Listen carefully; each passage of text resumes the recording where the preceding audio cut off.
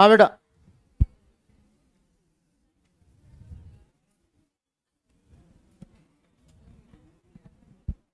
अपना next lecture इसमें कल कहां तक हुआ था? कल अपनी बात हो चुकी थी शायद, पाथ फंक्शन, स्टेट फंक्शन, है ना? हाँ, आज अपन आगे की ओर चलते हैं। ये हमारे आज टुडेज गोल हैं। इनमें हम कोशिश करेंगे मैक्सिमम करवाने की, है ना? हाँ कोशिश ये रहेगी कि इनमें मैक्सिमम करवाएं। कोशिश का मतलब यार, मैं कोई, ये तो आप भी समझते हो कि क्लास में कोई खड़ा, भाई वैसे तो नहीं कि मैं कोई मस्ती मारता हूँ। समझाने में टाइम लग जाता है और इसमें टर्मिनोलॉजी समझाने वाली ज्यादा है, इसलिए तब थोड़ा वक्त लगता है, बाकी कोई दिक्कत नहीं है। तो चलो अपन चलते हैं बेटा। देखो क्या क्या अपना, एक तो इंटरनल एनर्जी, मतलब भैया अपन स्टार्ट इसी से करेंगे, क्योंकि कल मैंने आप लोगों को बता दिया था reversible, irreversible, state function, path function, इनकी बात हो चुकी थी अपनी, समझ गए? हाँ, अब हम, और वर्क और हीट के बारे में बात हुई थी।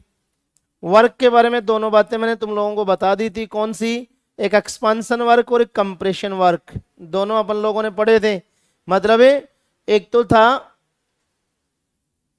वर्क डन बाय सिस्टम और एक वर्क डन ऑन सिस्टम, दो बातें पढ़ी थी हमने अलग अलग, कंप्रेशन और एक्सपांशन। एक्सपांशन और कंप्रेशन मैंने बताया था आपको। एक्सपांशन में क्या था, खुद सिस्टम वर्क कर रहा था, सिस्टम खुद वर्क करता है, इसका मतलब सिस्टम द्वारा काम हो रहा है, मतलब नेगेटिव था वहां। और कंप्रेशन में सिस्टम पर काम हो रहा था, पॉजिटिव है, मतलब गैस काम नहीं कर रही वहां, वहां बिल्कुल कौन कर रहा है, सराउंडिंग काम कर रहा है, समझ गए? तो दोनों अपन लोगों ने अच्छी तरह देखे थे कि किसमें किसका क्या वॉल्यूम था, ज्यादा था, कम था, और उसके अकॉर्डिंग हमारा वर्क का काम हुआ था। वर्क मैंने तुम लोगों को बताया था कि वर्क और हीट दोनों बाउंड्री फंक्शन होते हैं, मतलब वर्क और हीट दोनों सिस्टम की कोई प्रॉपर्टीज नहीं है, मैंने बोला था तुम लोगों को।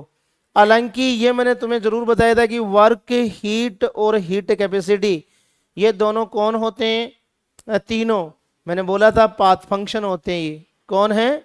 Path function. बाकी के जितने भी बच गए सब कौन है? State function. ये चर्चा हमारी हो चुकी थी, मैंने इसके बारे में कल डिटेल से तुम लोगों को बताया भी था, पूरी बातें अपनी हुई थी। तो आज जैसे हमने वर्क और हीट पढ़ा, वैसे ही अगला टर्म्स हमारा आएगा internal energy.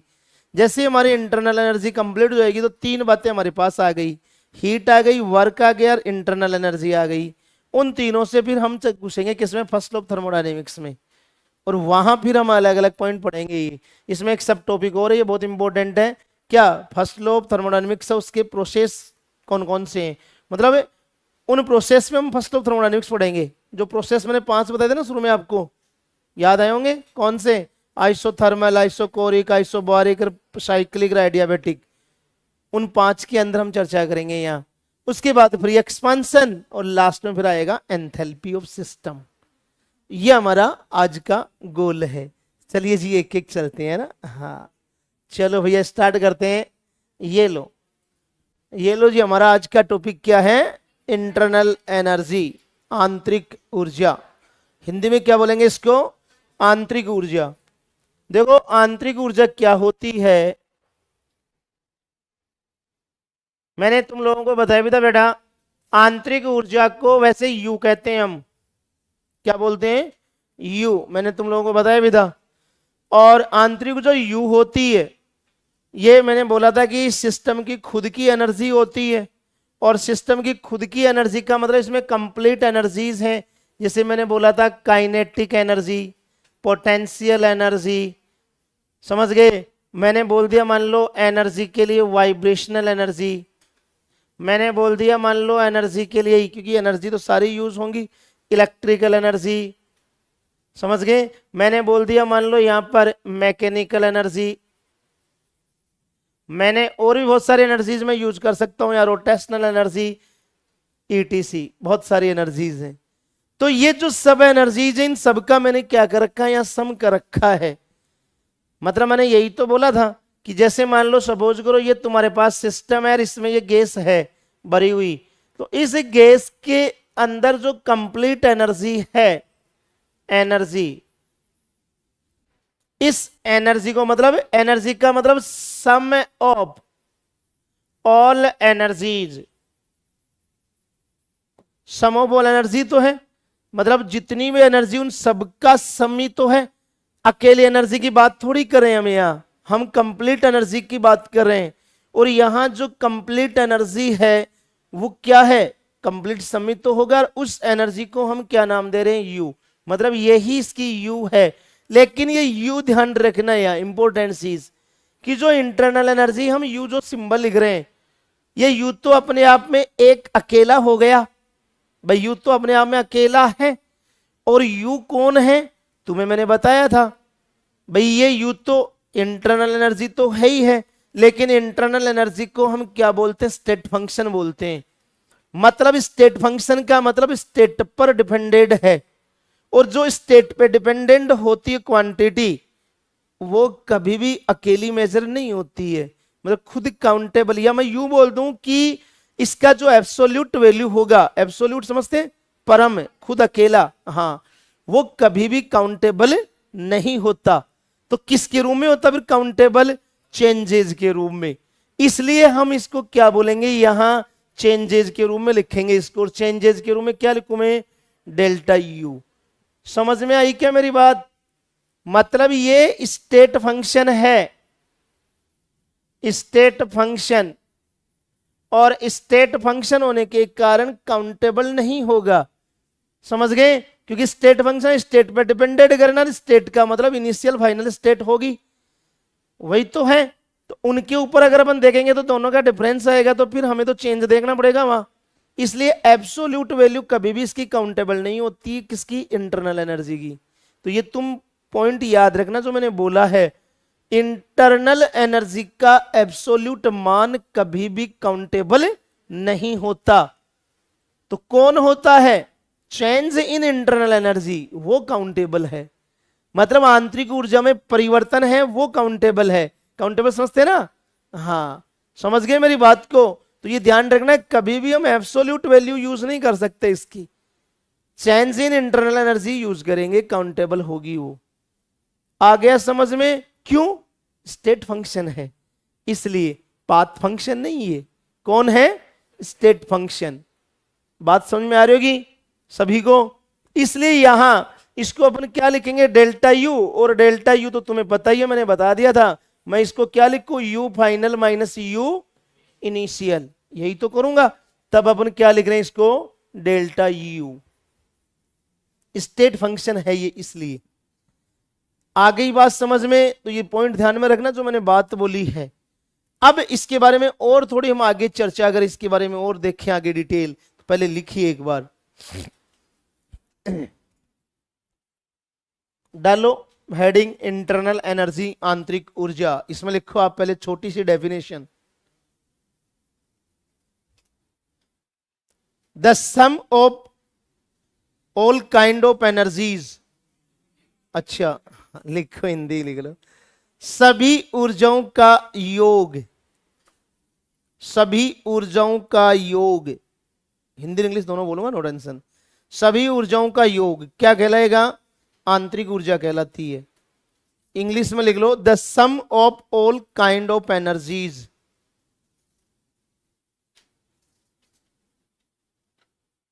Some of all energy भी कर सकते हो आप, लिख लिया होगा, is known as a internal energy, लिख लिया होगा सभी ने। सभी ऊर्जाओं का योग क्या है, आंतरिक ऊर्जा। किसकी है ये, निकाय या तंत्र की। तो ये लिख लेना, इन ए सिस्टम, ध्यान में रहे, मतलब ये सिस्टम की है। तो अपने आप में खुद अकेली नहीं है, इसका परम मान ज्ञात नहीं कर सकते हम, इसलिए ये मान भी लिख लो। तुम बात लिखो इसमें अगला स्टेटमेंट, पहले तो ये लिखो एक बार, U बराबर KE PE, E vibrational, E electrical, E mechanical, ये लिख लो एक की लाइन। इसके बाद नीचे लिखो फिर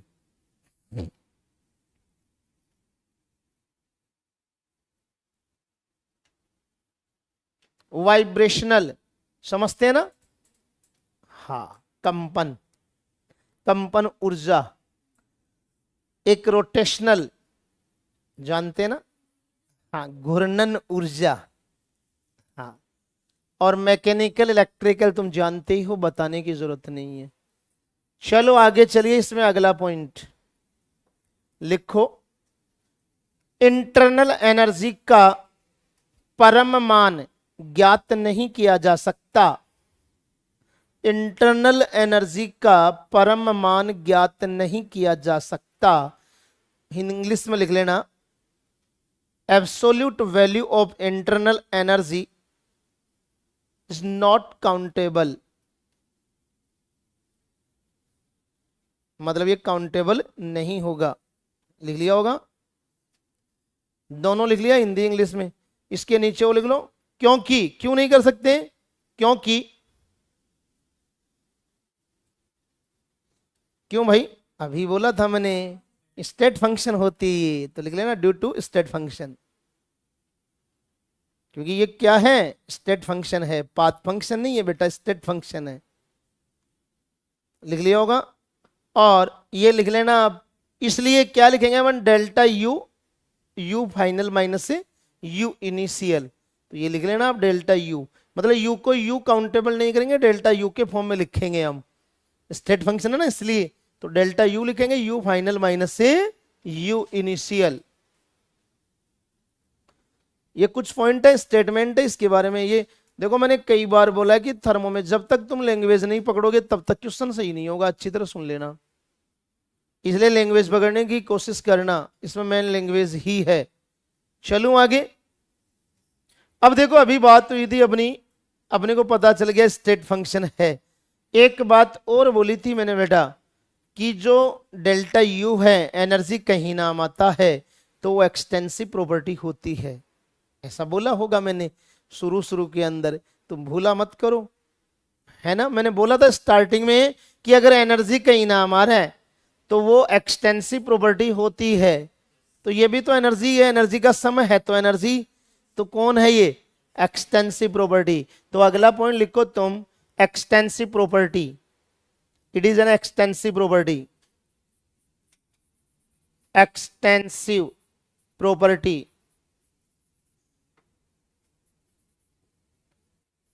एक्सटेंसिव प्रॉपर्टी ध्यान रखना, लिख लिया होगा। इंटरनल एनर्जी एक्सटेंसिव प्रॉपर्टी होती है, मैं ये लिखा रहा हूं भाई, हाँ, बट याद रखना, हाँ मैं ये बोल रहा हूं ध्यान रखना कि अगर मैं इसको ये लिख दूं, क्या समझ गए होंगे, अगर मैं लिख दूं पर मोल, याद आया होगा, हाँ, पर मोल इंटरनल एनर्जी, इंटरनल एनर्जी, तो क्या बन जाएगी, एक्सटेंसिव की जगह इंटेंसिव हो जाएगी। कैसे, आपको समझाया था बेटा कि खुद जो इंटरनल एनर्जी है, मतलब इंटरनल एनर्जी अपॉन मोल, पर मोल का मतलब मोल अपॉन करूंगा, आपको अच्छी तरह पता है कि ये भी एक्सटेंसिव, ये भी एक्सटेंसिव, और दो एक्सटेंसिव का रेशियो इंटेंसिव, याद आया होगा। इसलिए ध्यान रखना ये क्या हो जाएगी, इंटेंसिव।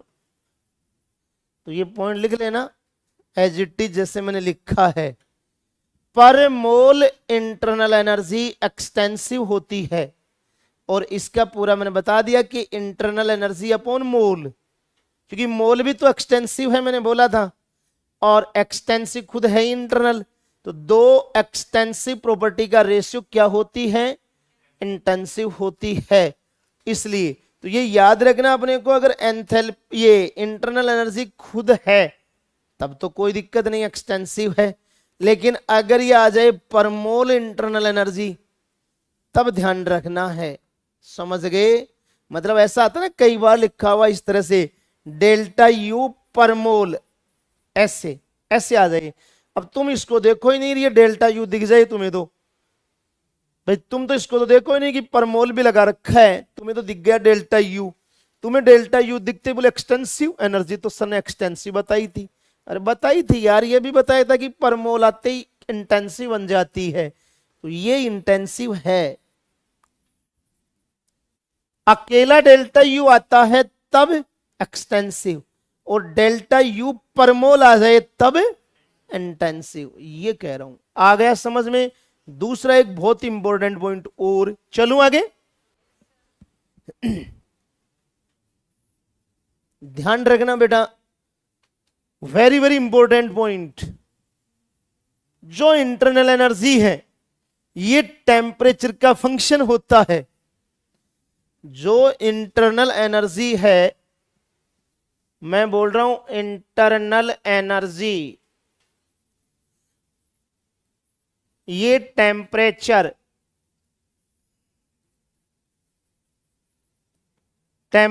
फंक्शन है।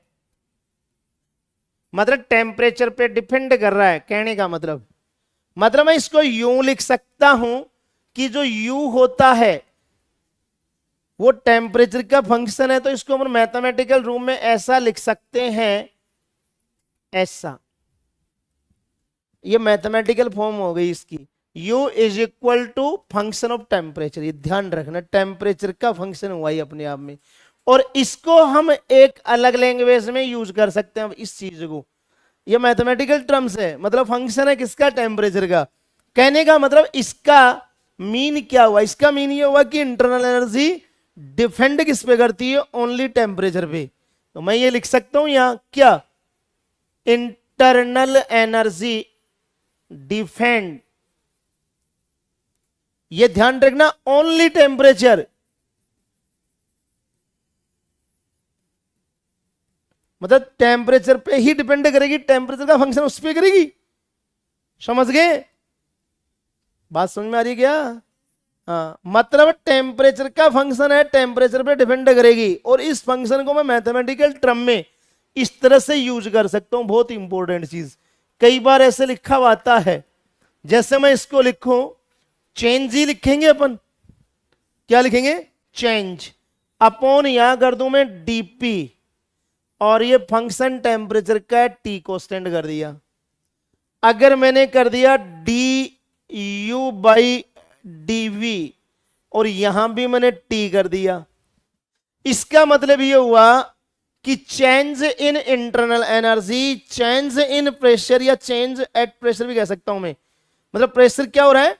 Change at constant temperature, eight constant temperature. इसका मतलब क्या हुआ? कांस्टेंट टेम्परेचर हुआ। तो भैया टेम्परेचर को अगर मैं कांस्टेंट कर दूं तो फंक्शन ही इंटरनल टेम्परेचर का है। टेम्परेचर को कांस्टेंट कर दूंगा तो जो dt है वो क्या हो गया? जीरो। जीरो ही होगा भाई। टेम्परेचर को मैंने कांस्टेंट कर दिया तो dt क्या आएगा? डेल्टा टी क्या आएगा? जीरो। और जब डेल्टा टी जीरो आएगा तो डेल्टा यू क्या आएगा? जीरो। इसलिए ये जीरो होगा। इसका मतलब ये हुआ। इसमें सेम वही बात है, मतलब यहां मैंने प्रेशर चेंज किया था, यहां वॉल्यूम चेंज कर दिया इंटरनल एनर्जी के साथ में। तो डेफिनेटली यहां भी अगर मैं टी कांस्टेंट, ये टी कांस्टेंट है, तो यहां भी मैं इज इक्वल टू जीरो लिखूंगा, क्योंकि टी कांस्टेंट का मतलब डेल्टा टी जीरो है। अगर इस लैंग्वेज को बता दूं मैं तुम्हें, इसका मतलब ये हुआ, मैं किसी एक लैंग्वेज को लिख रहा हूं ओनली फॉर, इसको लिख रहा हूं। इसका मतलब है चेंज इन इंटरनल एनर्जी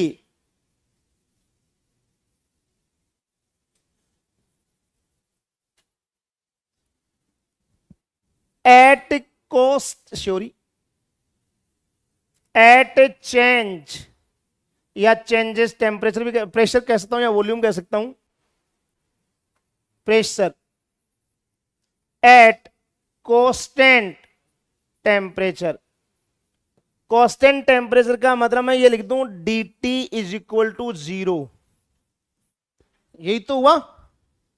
मैं ये बोल रहा हूं आंतरिक ऊर्जा में जो परिवर्तन है वो प्रेशर को चेंज करें अपन एक कांस्टेंट टेम्परेचर पर, तो वहां आंतरिक ऊर्जा में जो परिवर्तन आएगा प्रेशर चेंज होने के साथ, वो क्या आएगा? जीरो आएगा। क्योंकि तुम लोगों ने क्या माना यहां पर? कांस्टेंट टेम्परेचर माना। ये रहा, समझ गए? इसका मतलब dt जीरो मतलब t कांस्टेंट मान रहे हो आप, ये कह रहा हूं मैं यहां। ये किसके लिए यूज होता? बहुत इंपॉर्टेंट चीज, सबके लिए नहीं, वेरी वेरी इंपॉर्टेंट चीज, क्योंकि ये हमें डेली लाइफ में देखने को नहीं मिलेगा, ऐसा कभी नहीं होता। तो फिर किस में होगा? ओनली फॉर आइडियल केस, ये याद रखना। तो तुम चाहो तो यहां लिख सकते हो only ideal case, only ideal case, केवल आइडियल गैस में ही फॉलो होती है चीज, बाकी कहीं नहीं होता। अगर तुम रियल गैस के साथ करना चाहो ये काम नहीं होगा, क्योंकि रियल गैस में तो यार टेम्परेचर चेंज होगा, प्रेशर भी चेंज हो, मतलब वॉल्यूम प्रेशर सारे वेरिएबल होते हैं, वॉल्यूम भी वेरिएबल होगा, प्रेशर भी वेरिएबल होगा, टेम्परेचर भी वेरिएबल होगा। तो यार जब ये तो फंक्शन किसका है? टेम्परेचर का। अब टेम्परेचर का फंक्शन है, अगर मैं इसको आइडियल गैस के थ्रू यूज करूं तो आइडियल गैस में तो टेम्परेचर को अपन कांस्टेंट मान सकते हैं, कोई बड़ी बात थोड़ी है, अपन मानते ही है, गैस लो में नहीं मानते भाई, गैस लो में रियल गैस के तो नहीं मानते अपन, बाकी तो अपन टेम्परेचर कांस्टेंट कर सकते हैं। और टेम्परेचर को अगर मैं कांस्टेंट कर दूं तो फंक्शन ही किसका ही है? टेम्परेचर का ही है। तो मैंने इस फॉर्म में लिख दिया इसको, मैथमेटिकल फॉर्म में, कहां दिक्कत आ गई? आ गया समझ में? ये ध्यान रखना दोनों बातें। अगर मैं इसकी जगह मान लो मैं यूं कर देता, मान लो जैसे मैंने ऐसे लिख दिया, ध्यान देना सभी, अगर मैंने इसकी जगह यहां लिख देता हूं मैं D you by D T, और मैं यहां लिख देता पी, क्या अब जीरो होगा? अब नहीं होगा, क्योंकि यार dt तो तुम तो चेंज करो टेम्परेचर में भाई, प्रेशर तो कांस्टेंट कर दिया तुमने, बिल्कुल सही बात है, प्रेशर को क्या किया? कांस्टेंट। अरे भाई प्रेशर को कांस्टेंट, हमारा तो फंक्शन किसका ये? टेम्परेचर का। तो तुमने तो टेम्परेचर को क्या कर दिया? वेरिएबल कर रखा है, यहाँ चेंज कर रखा है, इसका मतलब आंतरिक ऊर्जा भी चेंज आएगी, जीरो नहीं आएगी, not is equal to zero. समझ गए मेरी बात को? तो ये ऐसे ऑप्शन आते हैं वहां लिखे हुए, तो तुम्हें ध्यान रखना है कि टी है, पी है या वी है, कौन कांस्टेंट है। ये यहां बाहर जो आएगा ना वो कांस्टेंट आएगा, ये ध्यान रखना है। बाहर जो क्वांटिटी लगी हुई है मैथमेटिकल टर्म सही है, इसलिए समझा रहा हूं मैं तुम्हें, क्योंकि तुम बायो के स्टूडेंट हो इसलिए। तो याद रखना इस चीज को कि बाहर जो टर्म्स लगा हुआ है ब्रेकर लगा के, वो याद रखना मैथमेटिकल टर्म्स में कौन होते हैं? कांस्टेंट क्वांटिटी होती है। तो ये कांस्टेंट क्वांटिटीज है, तो टी को हमने कांस्टेंट कर रखा है, और इसका पता ही हमें ये टेम्परेचर फंक्शन है। तो डेल्टा टी जीरो होगा, जब डेल्टा टी जीरो करूंगा तो ये डेल्टा टी चेंज नहीं होगा, तो ये भी चेंज नहीं होगा, ये चेंज होगा, जीरो होगा, कन्फर्म है, दोनों में टी कांस्टेंट है जीरो। बट यहां उल्टा कर रहे हैं अपन, टी को चेंज करें, पी कांस्टेंट कर रहे हैं। तो टी चेंज यू चेंज, सीधी सी बात है, चेंज मतलब जीरो नहीं होगा, इसलिए जीरो नहीं होगा। आ गया? बस तुम्हें इतना ध्यान रखना है कि मैथमेटिकल टर्म में कांस्टेंट टेम्परेचर होगा तभी जीरो होगा, अदरवाइज नहीं, बस ये बात है। आ गई बात समझ में सभी को? अरे ये बात आई कि नहीं समझ में सभी को? लिख लीजिए तो ये लिखो, तुम हिंदी वाले हिंदी में लिख लो, मैं लिखा दूं इंग्लिश में, लिखा हुआ है, हिंदी वाले लिखो। आंतरिक ऊर्जा ताप का फलन होता है या तापीय फलन होता है? ताप फलन, फंक्शन का मतलब फलन है ये, आंतरिक ऊर्जा ताप का फलन है, मतलब अर्थात ताप पर निर्भर करता है या करती है। आंतरिक ऊर्जा किस पर निर्भर करती है? ताप पर, अर्थात ताप पर निर्भर करती है। नीचे लिखो नोट, फिर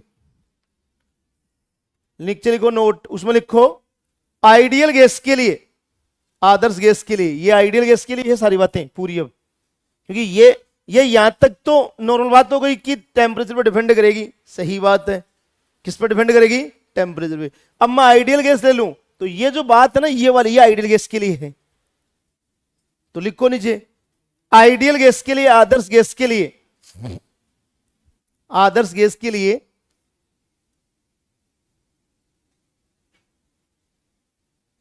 हाँ, इसको एक ही लाइन में लिख लो, मैं एक ही लाइन लिखा दूं। आदर्श गैस के लिए ताप, ये सॉरी, आदर्श गैस के लिए एक निश्चित ताप पर, निश्चित ताप समझ गए ना?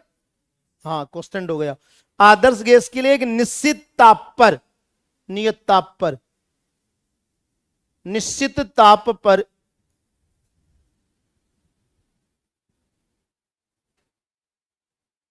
निश्चित ताप पर दाब या आयतन में परिवर्तन से, दाब या आयतन परिवर्तन से, दाब में होगा या आयतन में होगा, मतलब प्रेशर या वॉल्यूम परिवर्तन चेंज, दाब या आयतन परिवर्तन से आंतरिक ऊर्जा में परिवर्तन शून्य होता है। आंतरिक ऊर्जा में परिवर्तन शून्य होता है। ये इसकी लैंग्वेज में लिखाई है, तो मैंने दो बातें लिखाई है, ये लैंग्वेज लिखा दी मैंने जो इंग्लिश में लिख रखी है। इन दोनों की एक साल लैंग्वेज लिखाई है, लिख रखी है ये रही।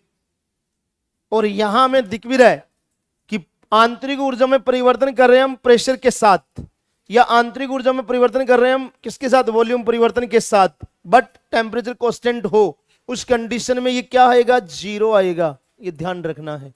यहां नीचे स्टेटमेंट चेंज कर दिया, प्रेशर कांस्टेंट है बट टेम्परेचर चेंज कर दिया, और टेम्परेचर चेंज इंटरनल एनर्जी भी चेंज, कुछ तो आएगी, इसका मतलब जीरो नहीं आएगी, तो जीरो नहीं होगी। ये सिर्फ टर्म्स हैं, याद रखने हैं। अब देखिए, अगर मैं इसकी जगह, अपन ये तो बात हुई हमारी किसकी, आइडियल गैस की, अगर मैं आइडियल गैस की जगह रियल गैस ले लूं, मान लो क्या ले लूं, real gas, for real gas, for real gas, real gas के लिए, तो रियल गैस के लिए जो यू होता बेटा, वो मैंने अभी अभी बात बताई आप लोगों को कि ये फंक्शन होगा किसका, मैंने कहा था सभी का। सभी कौन, वी भी होगा, पी भी होगा, टी भी होगा, समझ गए, इनका फंक्शन है। इसका मतलब इनका फंक्शन होने का मतलब समझ गए होंगे, हाँ समझ गए होंगे मेरी बात। तो हम जीरो नहीं मान सकते, क्योंकि वेरिएबल अपन तो सारे ही कर रहे हैं भाई, फंक्शन सबका फंक्शन है रियल में, तो इसलिए अपन चेंज कहां करेंगे इसमें, अगर एक में चेंज होगा दूसरे में चेंज करेंगे। एक को मान लो, सपोज करो मैंने ऐसा लिख दिया du बाई dp, और यहां कर दिया मान लो, सब रियल गैस की बात कर रहा हूं मैं, रियल, और यहां कर दिया t। रियल के लिए क्योंकि मैंने बोला था कि टेम्परेचर वेरिएबल है, मतलब यहां रियल के लिए pvt, ये तीनों वेरिएबल हैं, ये ध्यान रखना, समझ गए, तीनों वेरिएबल है, तो यहां not is equal to zero. Ideal gas आएगा तभी आप जीरो मानोगे, अदरवाइज नहीं। कांस्टेंट देखो यहाँ पे टी मैंने अभी भी कांस्टेंट कर रखा है, और पहली वाली बात लिखी है, लेकिन ये किसके लिए लिखा है, रियल गैस के लिए। अगर आइडियल गैस आ जाए तब तुम्हें जीरो करना, रियल आ जाए जीरो नहीं करना, क्योंकि तीनों वेरिएबल हो रही हैं, इसलिए ध्यान रखना। तो यहां मैं यूं कर दूं, अगर D you by D T, और फिर मैं यहां वी कर दूं, अब भी जीरो नहीं होगा। तो ये ध्यान रखना, लिख लो ये। वास्तविक गैस के लिए, वास्तविक गैस के लिए पीवीटी वेरिएबल होते हैं, वास्तविक गैस के लिए पीवीटी वेरिएबल होते हैं, इसलिए आंतरिक ऊर्जा में परिवर्तन शून्य नहीं होता। वास्तविक गैस के लिए पीवीटी वेरिएबल होते हैं, परिवर्तनशील होते हैं, इसलिए आंतरिक ऊर्जा में परिवर्तन शून्य नहीं होता।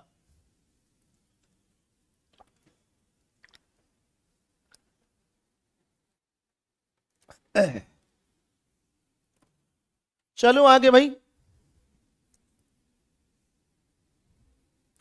तो ये हो गई हमारी इंटरनल एनर्जी की बात। इंटरनल एनर्जी की कहानी पूरी हो गई हमारी। अब कोई दिक्कत थोड़ी इंटरनल एनर्जी में, आंतरिक ऊर्जा में। तीन चार बातें बोली मैंने, याद रखनी है तुम्हें। क्या क्या बोली थी मैंने, दोबारा मैं एक बार आपको रिवाइज करवा देता हूं। पहले मैंने बोला बेटा कि जो आंतरिक ऊर्जा वो सभी एनर्जी या सिस्टम की जो भी एनर्जीज उन सबका सम है। फिर मैंने बोला कि आंतरिक ऊर्जा का परम मान काउंटेबल नहीं होगा। परम समझते ना, अकेला। क्यों? क्योंकि स्टेट फंक्शन है, इसलिए हम क्या लिखेंगे उसको, डेल्टा यू। चेंज देखेंगे उसके अंदर, और वो क्या लिखा था मैंने, you final minus you initial, state function होता है। तीसरी बात मैंने फिर आपको नेक्स्ट बताई थी कि बेटा जो आंतरिक ऊर्जा होती है क्या होती है, एक्सटेंसिव प्रॉपर्टी होती है। बिल्कुल सही बात, एक्सटेंसिव होती है।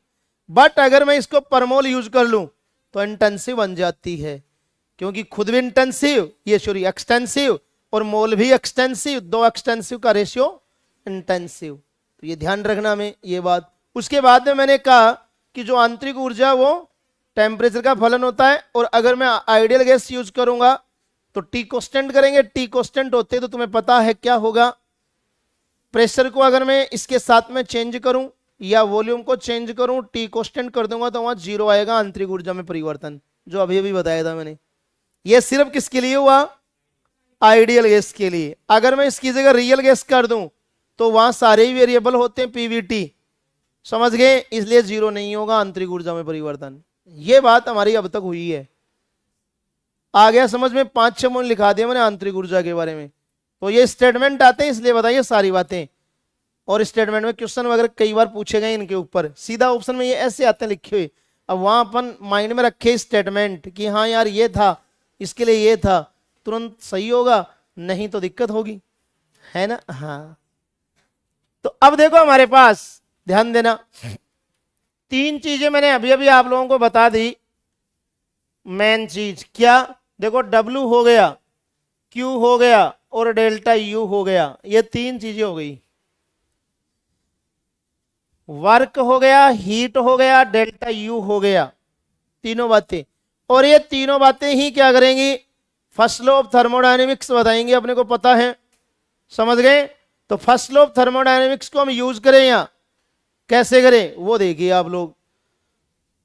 तो अपना स्टार्ट आता है पॉइंट स्टार्टिंग का, ये रो फर्स्ट लॉ ऑफ थर्मोडायनेमिक्स, उष्मागतिकी का प्रथम नियम, इसको फ्लोट बोलते हैं बेटा, फ्लोट, FLOT, फ्लोट, हाँ FLOT, first law of thermodynamics, FLOT, उष्मागतिकी का प्रथम नियम। फ्लोट, स्लोट, थ्लोट, जलोट, ये नियम है। हाँ जलोट भी है, शून्यांकी नियम है ना। हाँ, फ्लोट मतलब फर्स्ट लो, स्लोट सेकेंड लो, थ्लोट थर्ड लो, और जलोट जीरो। हाँ ये ध्यान रखना, ऐसे होते ही, बिल्कुल सब पढ़ेंगे हम, मस्त रहिए। हाँ क्यों टेंशन ले रहे हो भाई। तो अपनी बात चल रही, देखो तुम ध्यान दो भाई, इसमें एक लैंग्वेज लिखी हुई है, वो लैंग्वेज तुम बचपन से पढ़ते आ रहे हो। ये जो लैंग्वेज है ना इसमें लिखी हुई, ये तो तुम बचपन से पढ़ते आ रहे हो, जब से स्कूल जाना प्रारंभ किया था तब से गुरुजी ने हमें ये बात बोलना सिखा दी थी कि बेटा ऊर्जा न नष्ट होती है, नहीं उत्पन्न की जा सकती है, एक रूप से दूसरे रूप में इसको हाँ चेंज कर सकते हैं। ये बात हमें गुरुजी ने बचपन में सिखा दी थी। बिल्कुल है जी, बचपन में सिखाई थी तो गुरुजी ने भाई, जब स्कूल में जाना प्रारंभ कर दिया था तो मेरे हिसाब से ये बात आ गई होगी 4th-5वीं क्लास में। आती है क्या, पहली क्लास में? अच्छा कोई बात नहीं। हाँ बचपन में ये बातें हमें गुरुजी ने सिखा दी थी, जब से हमने साइंस का दामन थामा था, है ना। हाँ तब से साइंस का दामन का मतलब 6ठी क्लास में साइंस एक बुक अलग आ जाती है, तो वहां से 6th क्लास से हमने ये डेफिनेशन पढ़ना स्टार्ट कर दी थी। उससे पहले तो शायद हो सकता नहीं पढ़ी होगी, या मास्टर साहब ने बताई होगी, तुम लोगों ने ध्यान नहीं दिया होगा, क्योंकि उस टाइम तो नन्हे मुन्ने थे, है ना। हाँ तो ध्यान ही नहीं था कि ऊर्जा होती क्या है ना, उस टाइम पता नहीं था। तो ये बात हमने 6th-7th क्लास में पढ़ी थी। गुरुजी ने अपने को बताया था कि बेटा ऊर्जा कभी भी न तो उत्पन्न कर सकते हम, न नष्ट कर सकते, एक सिरे से दूसरे सिरे में इसको रूपांतरित कर सकते हैं। उसको आज हम प्रूव करेंगे, अब उसको हम प्रूव करें या उसी को मैं मैथमेटिकल रूप में लिखूंगा, क्योंकि मैं इसको क्या लिख सकता हूं, ध्यान से सुनना। अपने पास में ये सिस्टम है, ये क्या है, सिस्टम। सिस्टम का मतलब गैस, ये गैस भरी हुई इसके अंदर सिस्टम में, सिस्टम है, गैस है इसके अंदर। अभी मैंने तुम लोगों को बहुत अच्छे से समझाया बेटा कि यहां इसके अंदर जो गैस भरी हुई है, उस गैस की खुद की, मैंने अभी तो बोला था एनर्जी है, उस एनर्जी को तुम डेल्टा यू बोलते हो। भाई आप लोगों ने अभी अभी तो कहा है कि गैस की खुद की एनर्जी होती है, और वो कौन होती है, डेल्टा यू होती है। उस डेल्टा यू को तुम एक्सचेंज कर रहे हो, एनर्जी को ही तो कर रहे हो, मतलब सिस्टम से सराउंडिंग में, ये बाहर सराउंडिंग है, अंदर कौन है, सिस्टम है, ऐसे ही तो हो रहा है। और इस पूरे काम को करने के लिए ऐसा तो है नहीं कि एनर्जी खुद भग रही है ऐसे इधर से उधर, खुद थोड़ी भग रही है कि वो चली गई रो आ गई है, ऐसा तो हुआ नहीं। इसको करने के लिए यहां इसके दो भाई बैठे हुए हैं। वो कौन है? बाउंड्री फंक्शन है, आपको कल समझाया था मैंने। वो कौन है? वर्क और हीट। मतलब वर्क और हीट के फॉर्म में वो क्या होती है? ट्रांसफर होती है। मतलब यहां जो बैठे हुए हैं Q एंड W, ये दोनों इसको प्रोसेस को करने के लिए रेस्पॉन्सिबल हैं कि हम बैठे, तुझे परेशान होने की जरूरत नहीं है, तुम मस्त रहिए। तभी तो अपन क्या लिखते हैं? ये लिखते हैं ऐसा, क्योंकि ये रीजन मैंने अभी थोड़ी देर पहले लिखा था, यही तो तभी तो लिखा था मैंने भाई, जो लिखा था मैंने यू फाइनल यू इनिशियल, तभी तो किया था कि यहां से इधर गए इधर से वापस आए तो स्टेट बन गई ना दो। भाई ये स्टेट ही तो गई यहां से लेके यहां तक, ये कौन हुई? स्टेट, इनिशियल और फाइनल। तो वहां ये दोनों फैक्टर रेस्पॉन्सिबल होंगे उसके लिए। इसलिए इस फैक्टर के कारण हम क्या करते हैं, यहां पर जो डेल्टा यू है इंटरनल एनर्जी में चेंजेस, वो ध्यान रखना, इन दोनों भाइयों के कारण Q प्लस W लिखते हैं। इसको क्या लिखते हैं? Q plus W। ये दोनों भाई आपस में क्या करते हैं? जुड़ गए, इसको इधर से इधर करते रहते हैं। किसको? इंटरनल एनर्जी को। इसलिए हम ये लिखते हैं, हमने आज तक ये फॉर्मूला पढ़ा था कि यार डेल्टा यू बराबर Q plus W, Q plus W, Q plus W। अरे भाई रट्टा मत मारो, इसके भाई हैं वो इसको ले जाते हैं, इसलिए लिखेंगे हम किसको? U को। तो डेल्टा यू ही तो है, उसको ले जाने के लिए कौन है? खुद तो जाती नहीं वो। Q और W उसको ले जाने के लिए रेस्पॉन्सिबल तो वही है, वो ही ले जाएंगे और वही लाएंगे, उन्हीं के फॉर्म में जाएगी और उन्हीं के फॉर्म में वापस आएगी। समझ गए? तो इनिशियल फाइनल वही होने वहां। इसलिए अब देखो, आप सोच रहे हैं सर आपने प्लस क्यों लगाया, वहां तो माइनस लगा रखा है। ये प्लस तो इसलिए लगाया है कि यहां अपने साइन जो कन्वेंशन है उसमें दिक्कत नहीं आई, क्योंकि साइन कन्वेंशन का बहुत रोल है, मैंने बोला है कई बार। इसलिए अगर मैं यहां माइनस लगा दूंगा तो साइन कन्वेंशन में दिक्कत आएगी। तो हम इस फॉर्मूले को जन्मजात ऐसे लिखते हैं, डेल्टा यू बराबर Q प्लस W, क्योंकि दोनों तो भाई हैं इसके और वही रेस्पॉन्सिबल है ले जाने ला जाने के लिए। इसलिए हम क्या लिखेंगे इसको? Q plus W। तो ये हमारा मेन इक्वेशन बन गया। तुम लोगों को अच्छी तरह पता है, Q तो मैंने बोल दिया था कि हीट है बेटा, और W मैंने तुम्हें बता दिया वर्क है बेटा। यही तो है दोनों चीजें। डेल्टा यू तुम्हें बताइए इंटरनल एनर्जी में चेंजेस है। अब ये जो Q प्लस W है, ये मैंने तुम्हें बहुत अच्छे से बताया था। क्या याद करो? कल मैंने बहुत अच्छे से समझाया था, मैं दोबारा बता रहा हूं उसी चीज को वापस। क्या बताया था? कि बेटा ये सिस्टम है। क्या है? सिस्टम। और इस सिस्टम पे मैंने बोला था कि यहां पर देखो, मैंने कहा था कि एक तो इसके ऊपर वर्क करे और एक ये खुद वर्क करे। मतलब इस सिस्टम पर वर्क हो रहा है, एरो सिस्टम के ऊपर लग रहा है, इसका मतलब ये सराउंडिंग इसके ऊपर वर्क कर रहा है। तो मैंने बोला था कि यहां जो वर्क होगा W, वो क्या होगा? पॉजिटिव होगा। कल बात हुई थी हमारी। अब वर्क कौन कर रहा है? सराउंडिंग कर रहा है सिस्टम पर, सिस्टम पर ही तो वर्क हो रहा है। और मैंने बोला था अब सिस्टम वर्क कर रहा है किस पे? सराउंडिंग पे। तो वहां आएगा W is equal to minus. समझ गए? सेम ऐसी यदि मैंने कह दिया कि सिस्टम हीट एब्जॉर्ब कर रहे हैं, जैसे एरो खुद सिस्टम हीट एब्जॉर्ब कर रहा है, heat absorb at heat absorb हो रही है, मतलब अवशोषित कर रहा है। तो मैंने बोला था बेटा Q क्या आएगा? प्लस। याद आया होगा? Q क्या होगा? प्लस। कल बोला था मैंने, जब सिस्टम हीट लेता है तो प्लस होगा Q, और देता है तो माइनस होगा। और यहां सिस्टम हीट देगा, ये लो एरो इधर लगा दिया, मतलब हीट रिलीज हो रही है, हीट रिलीज। इसका मतलब Q क्या होगा? नेगेटिव। ये साइन कन्वेंशन की बात है, बहुत इंपॉर्टेंट है, और इसको तुम बॉक्स में बंद कीजिए। किसमें करोगे? बॉक्स में। बहुत इंपॉर्टेंट चीज है ना? हाँ, चार बातें बताइए मैंने, ये तो जन्म से पढ़ते आ ही रहे हो। लाइन इसको मैंने बता दिया, है ना। हाँ, और ये पूरा जो अभी बताया था पूरा वो है, इसको उतार लो पूरे को फटाक से। इसकी हिंदी लिख तो लिख लेना, अभी बोली थी क्या।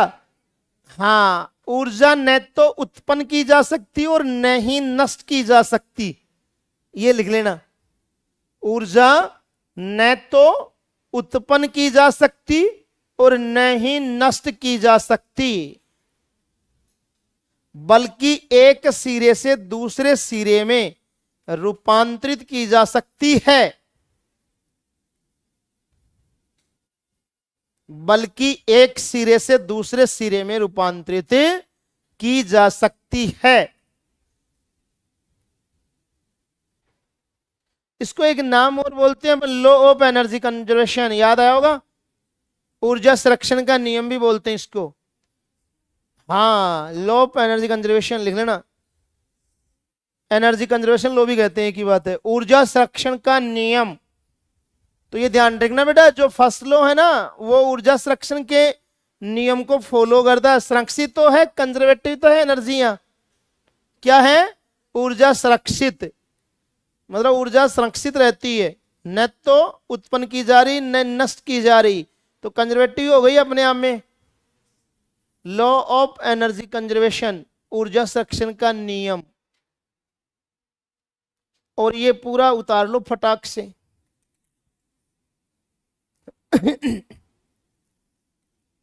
अब बहुत गजब बात आने वाली है, very very most important.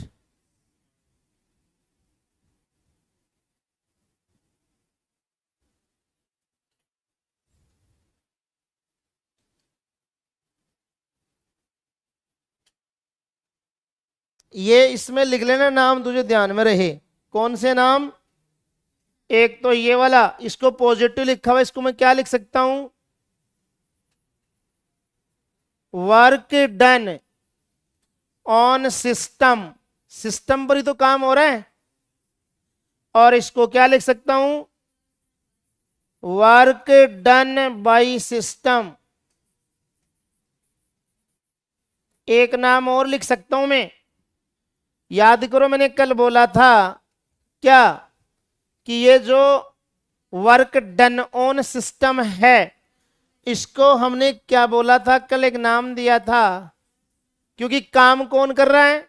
Surrounding कर रहा है। इसका मतलब क्या हो रहा है? वॉल्यूम कम हो रहा है।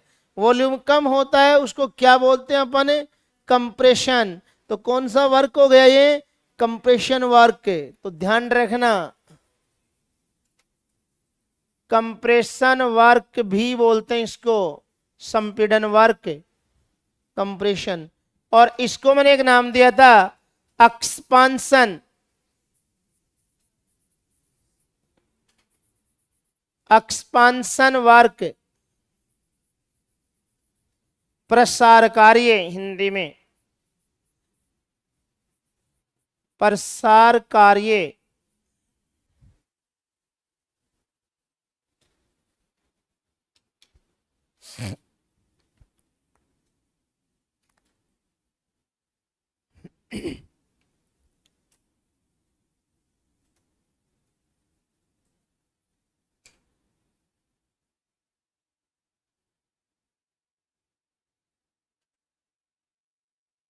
ध्यान रखना, अगर इंटरनल एनर्जी की वैल्यू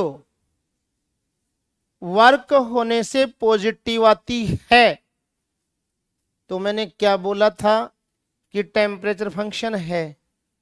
तो पॉजिटिव आने का मतलब डेफिनेटली कुछ ना कुछ बड़ा है। वैल्यू पॉजिटिव आई है, चेंज हुआ है, मतलब टेम्परेचर वहां इंक्रीज होगा। ये ध्यान रखना, क्या होगा?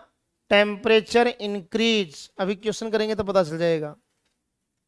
अगर मैं ये बोल रहा हूं डेल्टा यू तुम्हारे पास पॉजिटिव आ गया, मतलब हीट और वर्क से तुम्हारे पास में जो डेल्टा यू है वो क्या आ जाए? पॉजिटिव। तो वहां हमेशा याद रखना टेम्परेचर इंक्रीज होगा। अगर नेगेटिव आता है तो इसका मतलब टेम्परेचर डिक्रीज होगा, क्योंकि चेंज हो रही है ना भाई। इंटरनल एनर्जी चेंज नहीं हो रही क्या वर्क और हीट से? है क्या? अपन तो बात कर रहे हैं आइडियल मान के, हाँ मान के कर रहे हैं अपन, है तो मैंने कहा ना कि आइडियल तो होता ही नहीं है। सपोज, चलो आगे। अब देखो तुम लोग ध्यान देना, इधर एक क्वेश्चन है, मैं क्वेश्चन आपको पता चल जाएगा अभी। ये रहा, calculate internal energy, change it work done form on the system in 50 joule and during process heat release 20 joule. मतलब तुम्हें ये कह रहा है ऑन द सिस्टम, क्या वर्क के लिए, और एक कह रहा है तुम्हें हीट रिलीज 20 जूल। मतलब इंटरनल एनर्जी में चेंज डेल्टा यू होता है, और ये क्या होता है, क्यू प्लस डब्ल्यू होता है। अब तुम्हें अकॉर्डिंग टू क्वेश्चन चलना है। इसमें वर्क तो क्या रहा है, दिख रहा होगा तुम्हें, work done from on the system कह रहा है, बाई नहीं कह रहा, ऑन द सिस्टम मतलब पॉजिटिव, मतलब 50 प्लस में आएगा, जूल है। और क्यू तुम्हें दिख रहा है रिलीज हो रही है, तो माइनस में आएगी, जूल। तो तुम्हें तो पता है डेल्टा यू बराबर माइनस का तो 20 और प्लस का 50, तो डेल्टा यू बराबर 30 बच गया, और प्लस का 30 आ रहा है, इसका मतलब टेम्परेचर इंक्रीज होगा। देखो आंसर,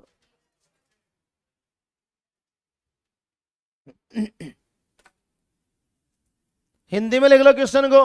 आंतरिक ऊर्जा में परिवर्तन ज्ञात कीजिए यदि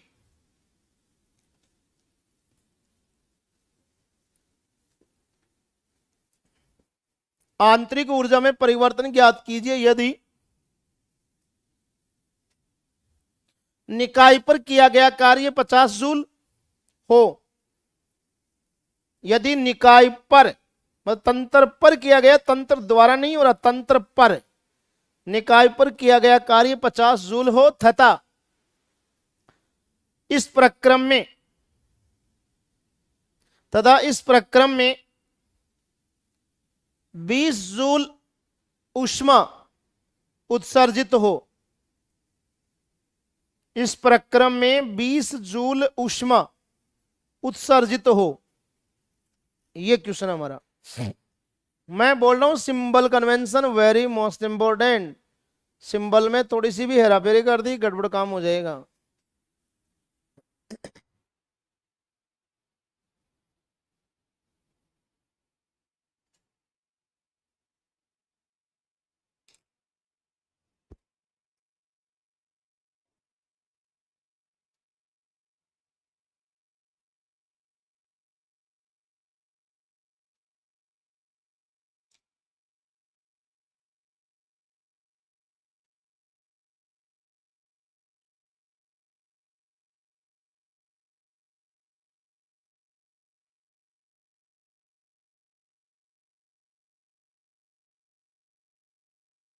हाँ जी, चलो छाप लिया, चलिए तो आगे।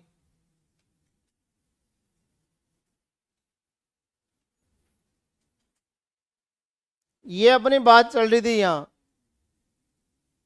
अब देखिए आगे, अगर मैंने जो इक्वेशन लिखी है यहां Q प्लस डब्ल्यू, अगर मैं इसको और आगे चेंज करना चाहूं, थोड़ा और ले जाऊं, ध्यान देना। मैंने इसको यहां भी लिखा था डेल्टा U बराबर Q प्लस डब्ल्यू लिखा था, और तुम लोगों को पता है W बराबर होता है minus P external delta V। ये लिखा होगा, हम लोगों ने कल ही लिखा था कि वर्क जो होता है वो इतना होता है। तो अगर मैं इसको यहां पुटअप कर दूं तो अपने पास में डेल्टा यू बराबर क्या आ जाएगा, क्यू तो है ही, minus P external delta V आ जाएगा। डीवी भी लिख सकते हो, कोई बड़ी बात नहीं है। सूक्ष्म अंतराल भी कर सकते हो तुम, स्मॉल चेंज। या मैं इसको यूं भी तो लिख सकता हूं, डेल्टा यू बराबर क्यू माइनस पी एक्सटर्नल, ये टी भी है यहां ध्यान रखना, पी एक्सटर्नल। और इसको मैं क्या लिख दूं, V final minus V initial, लिख सकता हूं। मतलब यहां ये प्रेशर है वो एक्सटर्नल प्रेशर है, ध्यान रखना। जो तुम्हें क्वेश्चन में देगा अगला कांस्टेंट है, ऐसे बोलेगा इतना एक्सटर्नल प्रेशर कांस्टेंट है, इतना है फिक्स, और वहां वॉल्यूम तुम्हें दिया हुआ मिलेगा और क्यू तुम्हें दी हुई मिलेगी। आराम से करना क्वेश्चन को, बाकायदा आंसर आएगा। तो ये दोनों जो तुम्हें दिख रहे हैं ये दोनों आपके न्यूमेरिकल क्वेश्चन के लिए मोस्ट इंपोर्टेंट चीज, समझ गए?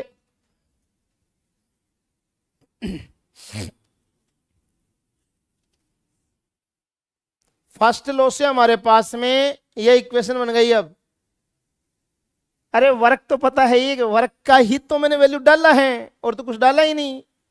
वर्क तुम सबको पता है ही कि ये होता है, मैंने कोई नया थोड़ी डाल दिया भाई।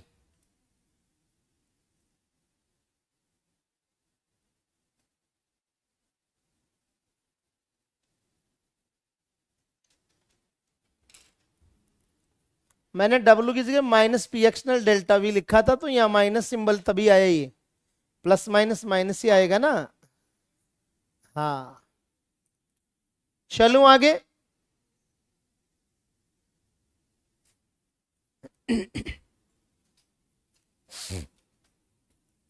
ये मैं बार बार बोल रहा हूं फिर तुम्हें कि यहां पर ये जो है आपका कौन पी एक्सटर्नल, ये तुम्हें क्वेश्चन में दिया हुआ मिलेगा प्रेशर,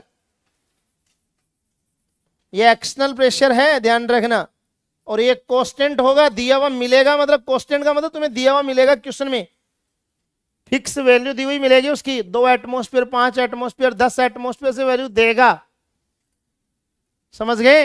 ये ध्यान रखना। चलो आगे। बाकी ये तो तुम्हें बताइए फाइनल वॉल्यूम होगा, ये इनिशियल वॉल्यूम होगा, ये हीट है ही, डेल्टा यू आप आराम से निकालना। चलो हाँ, अब ये तो हमारी फर्स्ट लॉ की इक्वेशन बन गई।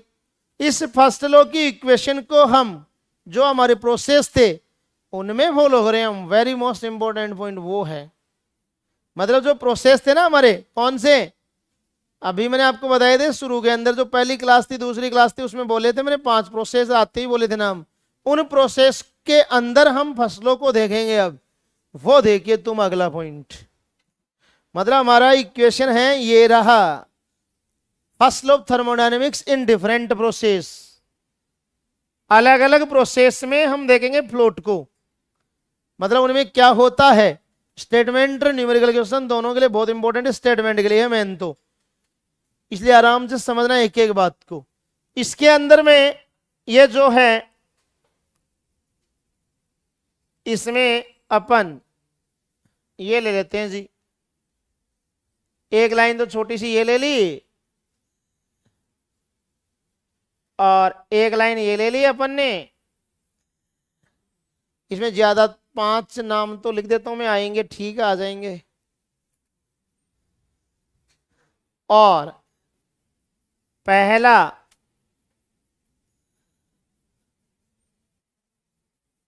दूसरा थोड़ा बड़ा करके लिखते हैं, तीसरा, ये चौथा, और लास्ट हो जाएगा अपना क्या 5वां।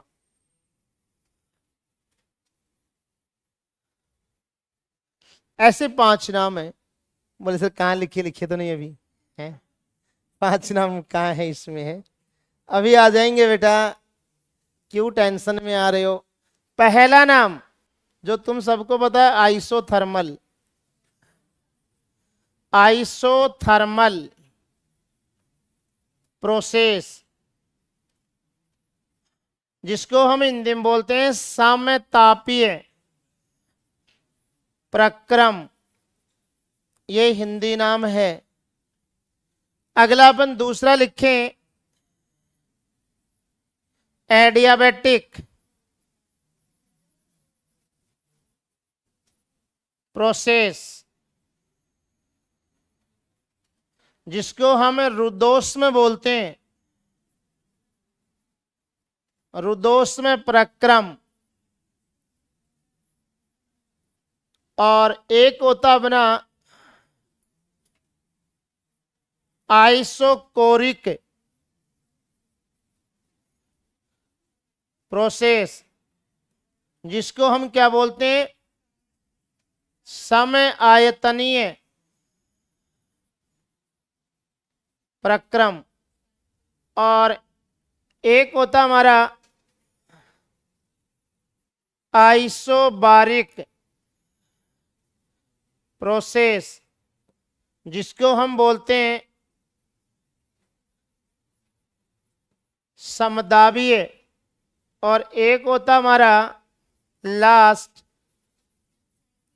साइक्लिक प्रोसेस, जिसको हम क्या बोलते हैं बेटा, चक्रीय प्रक्रम। ऐसे हमारे 5 नाम हैं।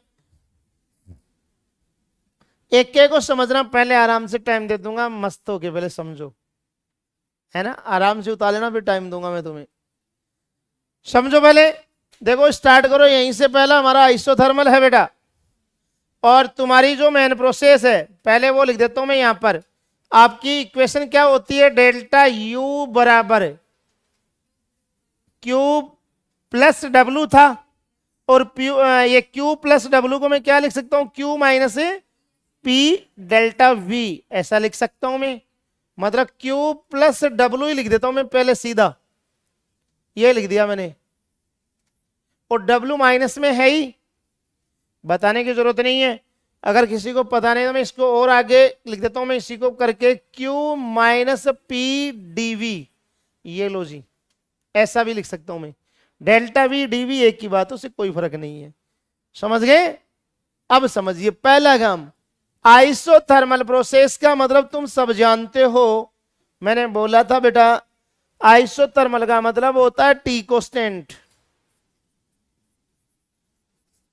और टी कोस्टेंट का मतलब तुम समझ गए होंगे, डेल्टा टी क्या आएगा, 0, और डेल्टा टी 0 आता है तो भैया मैंने बोला था टेम्परेचर फंक्शन होता है इंटरनल एनर्जी, याद आया होगा, अभी अभी जस्ती कहानी चली थी। इसका मतलब डेल्टा यू डेफिनेटली 0, मतलब यहां पर डेल्टा यू क्या आएगा, 0। अगर मैं डेल्टा यू को यहां 0 कर दूं इसमें, तो यहां क्या आएगा, 0 बराबर क्यू प्लस डब्ल्यू, इसका मतलब क्यू बराबर माइनस डब्ल्यू, यही तो हुआ, या डब्ल्यू बराबर माइनस क्यू, एक की बात है दोनों, क्योंकि अपन प्लस है तो उधर ले जाएंगे तो एक माइनस एक प्लस आएगा। इसलिए मैं क्या कर दूं यहां पर, बात समझ में आ गई कि इसी से लिखता हूं मैं क्यू बराबर माइनस डब्ल्यू।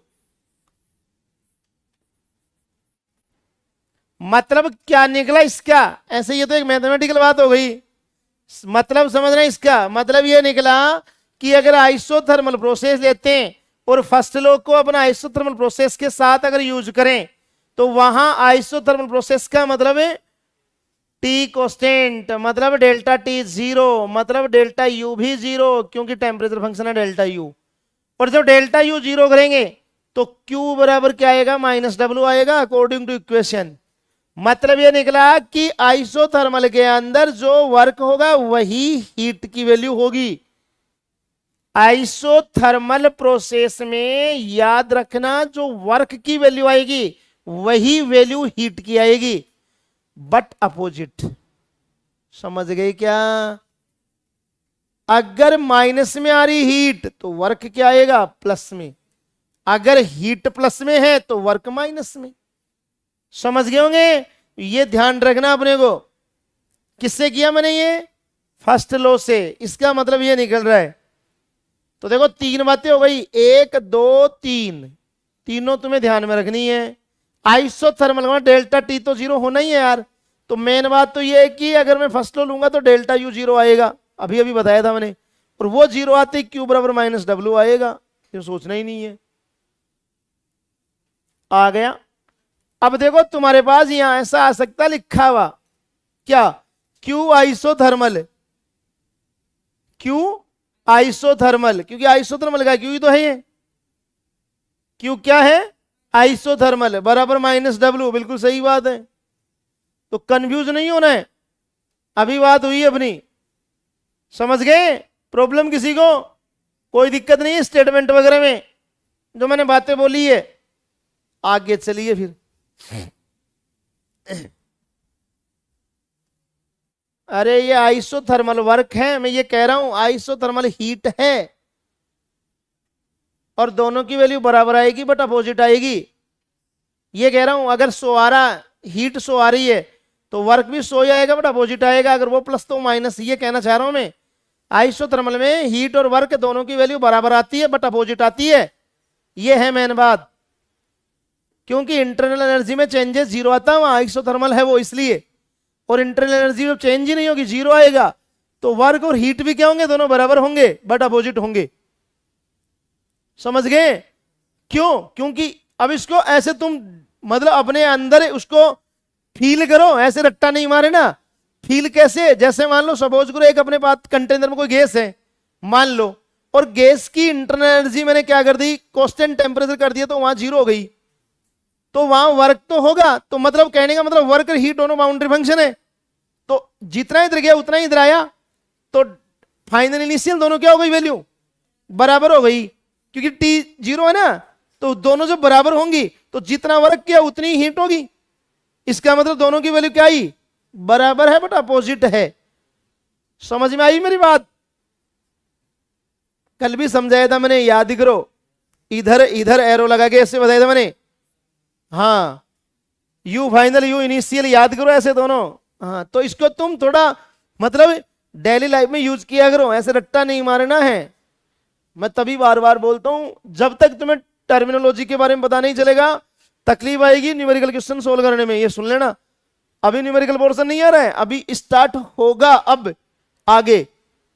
अब तक तो पूरा न्यूमेरिकल पोर्शन का बेसिक चल रहा है कंप्लीट, और स्टेटमेंट वाले जो क्वेश्चंस आते हैं उनका चल रहा पूरा ब्यौरा।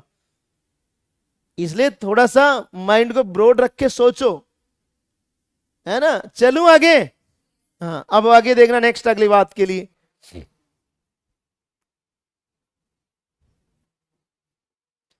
एडियाबेटिक प्रोसेस, बहुत ही गजब का स्टेटमेंट आने वाला है फिर। एडियाबेटिक का मतलब क्या हुआ, क्यू कांस्टेंट मतलब डी क्यू जीरो, यही तो हुआ। अरे हीट कांस्टेंट हो गई भाई, डी क्यू जीरो हो गया, हीट में चेंजेस क्या आया, जीरो। एडियाबेटिक है, न धीर न ली तो कांस्टेंट ही हो गई, न तो दी न ली, कुछ नहीं किया उसने, कांस्टेंट हो गया। तो क्यू क्या हो गया, अरे क्यू तो कांस्टेंट हो गया, डी क्यू जीरो हो गया, चेंज नहीं आया। समझ गए? मतलब तुम क्यू भी जीरो कर सकते हो, कांस्टेंट का मतलब एक तरह से कुछ नहीं हुआ उसमें, जीरो हो गया, वो चेंज नहीं हो रहा, मैंने उसको डी क्यू के रूम में लिख दिया, बात तो इतनी है। तो मतलब एडियाबेटिक में क्यू मैंने तुम्हें बोल रखा है, न तो अवशोषित होगी नहीं उत्सर्जित होगी हीट। मैंने कितनी बार बोला कि एडियाबेटिक या रुद्धोष्म जो प्रक्रम होता है उसमें हीट का लेना देना नहीं होता, न इधर जाती न इधर जाती, वहीं रहती है। समझ गए? तो यहां मैंने लिख दिया डी क्यू जीरो। अब देखो तुम इस प्रोसेस में बोलो करो इसको, बहुत गजब बात आएगी, गजब नहीं बहुत गजब। क्या कहूंगा मैं इसको, डेल्टा यू, इसको तो जीरो कर दिया तो डब्ल्यू के बराबर आ गई। अगर मैं इसको जीरो लिखूंगा तो क्या आएगा, ये डेल्टा यू बराबर डब्ल्यू। समझ गए?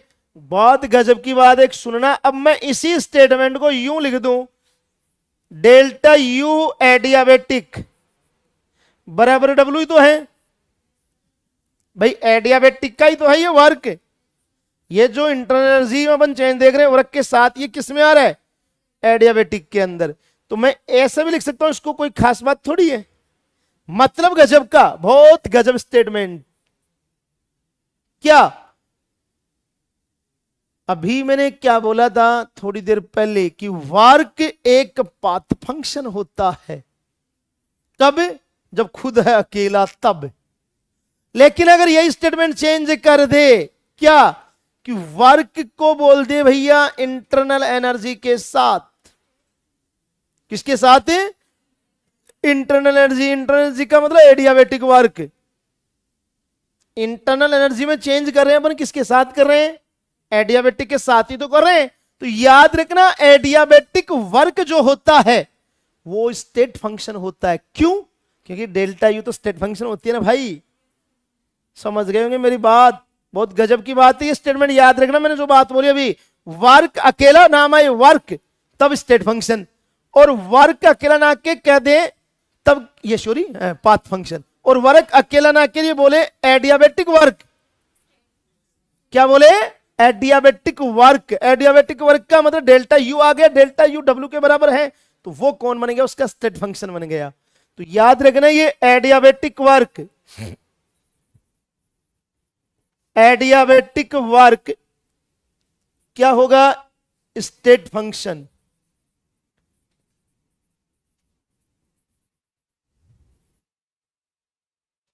ये बहुत गजब का स्टेटमेंट है। एडियाबेटिक वर्क होता है वो स्टेट फंक्शन होता है, वर्क होता है वो पाथ फंक्शन होता है, दोनों अलग अलग चीजें हैं। वर्क, वर्क में नाम यूज हो रहा अलग से, वर्क एक तो एडियाबेटिक वर्क करे और एक सिर्फ वर्क करे, तो वर्क अकेला वर्क है वो तो क्या है, पाथ फंक्शन। लेकिन अगर बात आ जाए एडियाबेटिक वर्क तब स्टेट फंक्शन। क्यों, क्योंकि डेल्टा यू के संदर्भ में तो डब्ल्यू आ रहा है, क्योंकि डेल्टा यू के बराबर ही है, जितनी इंटरनल एनर्जी में चेंज आएगा उतना ही क्या आएगा, वर्क आएगा। आपको इस एडियाबेटिक में अगर वर्क पूछे कितना होगा, तो जितना इंटरनल एनर्जी में चेंजेस आएगा वही वर्क है, क्योंकि इंटरनल एनर्जी में चेंजेस ही क्या है, उसका वर्क है, क्योंकि हीट तो जीरो हो गई वहां, समझ गए, हीट तो क्या हो गई, जीरो, समझ गए मेरी बात। तो हीट जीरो होने का मतलब क्या हुआ, हीट तो बाउंड्री में वो जीरो, उसका तो योगदान ही नहीं है। तो जितना वर्क होगा वो वर्क किसमें, मतलब जो इंटरनल एनर्जी में जो चेंज आएगा वो किसमें कन्वर्ट हो रहा है, वर्क में कन्वर्ट हो रहा है, समझ गए मेरी बात है। किसका, अरे एडियाबेटिक का, किसका चेंज, हीट का, हाँ चेंज जीरो कर दिया ना जरा, मतलब इसे देखो हीट के लिए अपन स्पेशली, क्योंकि हीट में कोई चेंज नहीं देखते कभी भी, क्योंकि ये तो स्टेट फंक्शन थोड़ी पाथ फंक्शन है। तो ये भी तो लिखना गलत है एक तरह से, इसको भी लिखना मुझे गलत से लगता, थोड़ा नहीं लिखना चाहिए, इसको भी लिख दिया लाएंगे मैंने। तो आप इसको दोनों की जगह ये लिख सकते हो,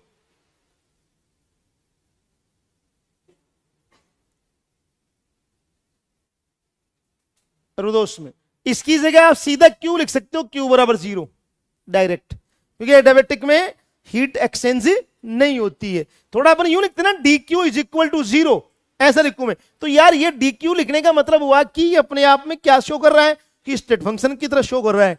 थोड़ा सा गलत सा लगता है, हालांकि ऐसा कोई गलत नहीं है, लेकिन थोड़ा सा अटपटा सा लगता है, अच्छा नहीं लगता, इसलिए इसको मत लिखना आप सीधा यही लिखना क्यू बराबर जीरो डायरेक्टली, क्योंकि ये कौन है, पाथ फंक्शन होता है, कौन, वर्क और हीट दोनों, समझ गए। इसलिए तो आप चाहो तो मैंने लिखा दिया, लेकिन आप इसको ध्यान रखना मेनली, मतलब हीट तो एक्सचेंज होती नहीं है भाई, मैंने कहा आइडियाबेटिक में जहां बाउंड्री फंक्शन हो तो वही है, नहीं तो इधर जाने नहीं इधर जाएगी, तो वो तो वही है। तो क्यू में अब हम यूं माने, अगर चेंज देख के भाई, अगर मैं क्यू में चेंज देखूं, पहली बात तो पाथ फंक्शन है, चेंज होगा ही नहीं, क्योंकि क्यू तो कांस्टेंट कर रहे हैं अपन, जीरो कर रहे हैं, वहां तो है ही नहीं, समझ गए। तो उस पोजीशन में अगर मैं देखना चाहूं तब तो चेंजेस जीरो कह दूंगा, तो डीक्यू लिख दूंगा स्मॉल चेंजेस के लिए, तो जीरो हो गया डीक्यू, क्योंकि मैंने तभी डीक्यू लिखा था, डेल्टा नहीं लिखा था मैंने, डीक्यू लिखा था मैंने, स्मॉल चेंजेस जीरो, समझ गए, क्योंकि मैंने क्यू कांस्टेंट कर दिया ना, वहां एक जगह ही फिक्स है वो, तो मैं दोनों को हटाकर मैंने क्यू बराबर जीरो कर दिया फिक्स ही, क्योंकि एडियाबेटिक में कभी भी हीट एक्सचेंज नहीं होती।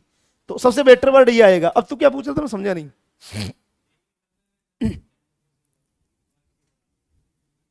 बेटा क्यू तो कुछ नहीं किया, दो हैं भाई, एक भाई तो बेटा है, तो दूसरा भाई तो तैयार है ले जाने के लिए।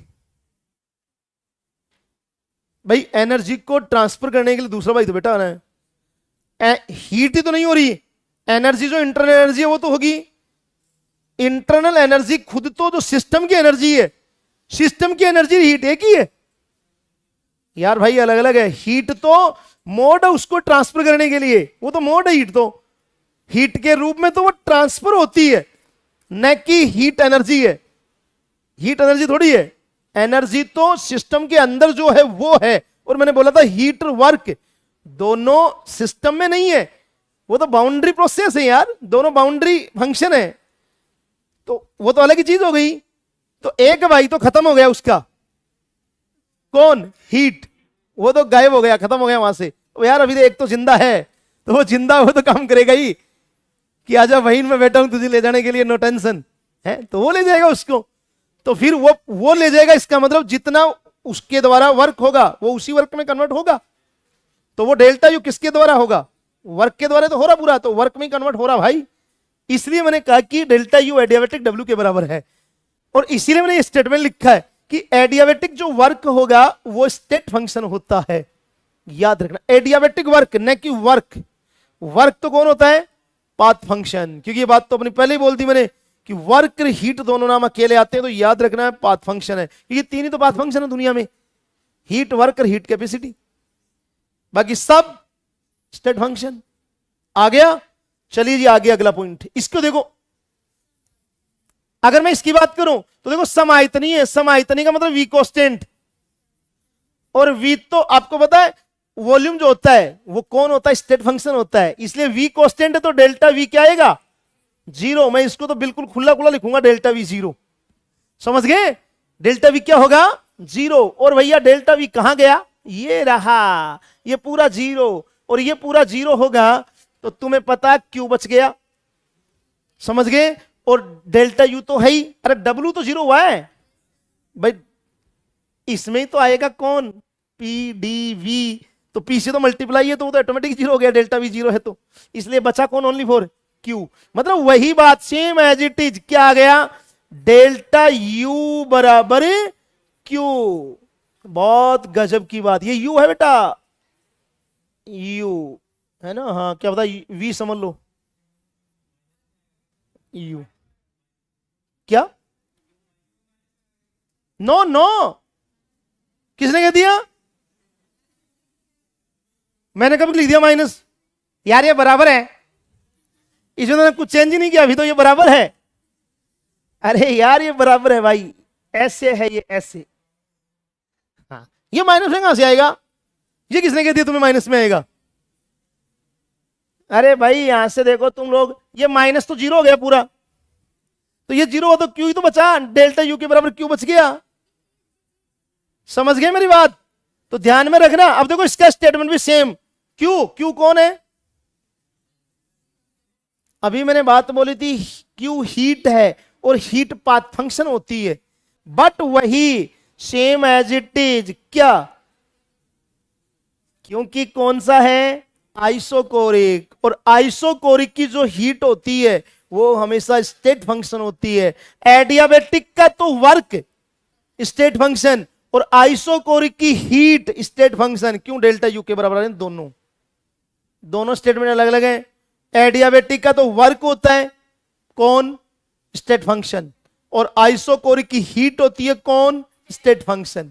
समझ गए? तो मैं यहां लिख दूं हीट ऑफ आइसोकोरिक सिस्टम। समझ गए? या प्रोसेस लिख दो, क्या होगी? State function. ये ध्यान रखना भैया। मतलब मैं इसको भी क्या लिख सकता हूं? इसको ऐसे लिख सकता हूं मैं, डेल्टा यू आइसोकोरिक बराबर क्यू, या मैं यू भी लिख सकता हूं, उल्टा भी कर सकता हूं, इसको ध्यान रखना, क्या? क्यू आइसोकोरिक,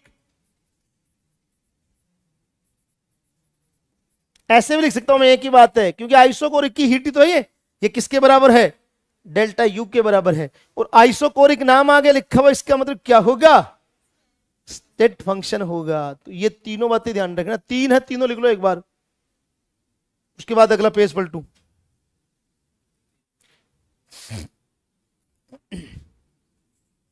हिंदी में लिख लेना ये स्टेटमेंट, रुदोष्म प्रक्रम का कार्य एक स्टेट फंक्शन होता है। अगर इंग्लिश नहीं समझ में आ रही है तो, और आ रही है तो बहुत अच्छी बात है।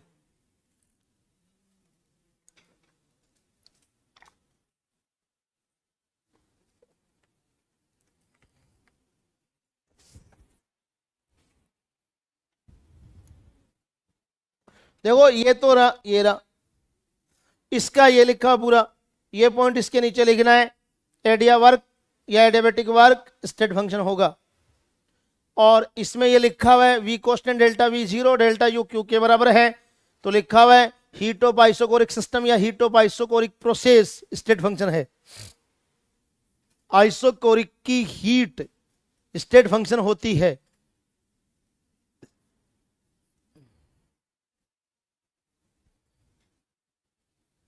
तीन प्रोसेस हो गए, अगला चौथा, दो प्रोसेस हो रहे, चौथा और पांचवा।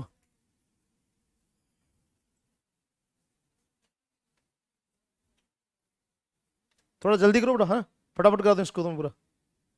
मैंने सोचा एंथैल्पी में घुस जाऊंगा, घुसा ही नहीं एंथैल्पी में, तभी तो 10-12 मिनट हो रही है लास्ट।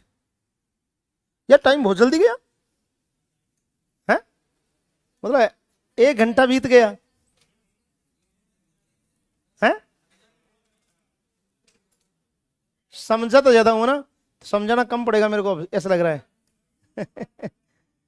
थोड़ा ऐसे लग रहा है कि मैं थोड़ा ज्यादा समझाता हूं, तो मैं थोड़ा कम समझाऊं, फटाफट चलता रहूं बस है।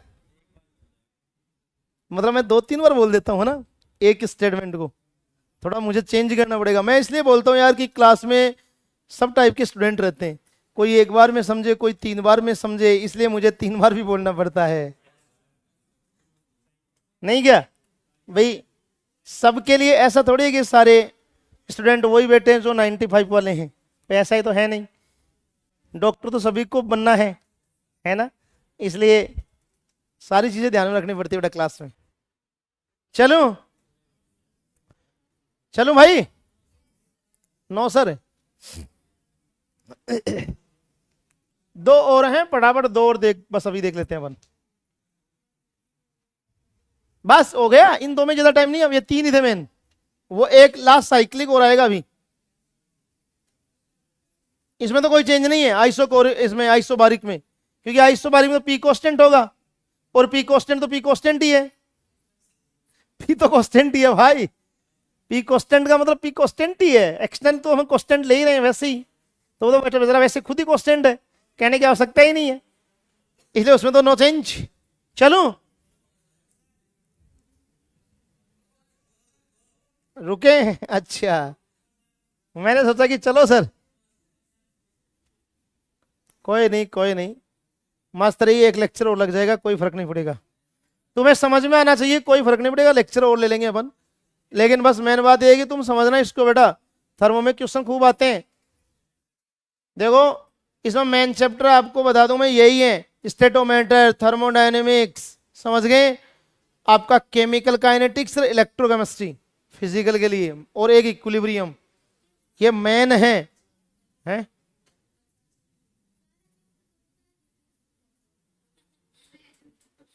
आधा चैप्टर के मेन 5 चैप्टर तो बोले मैंने, फिजिकल के तो 11-12 चैप्टर है भाई।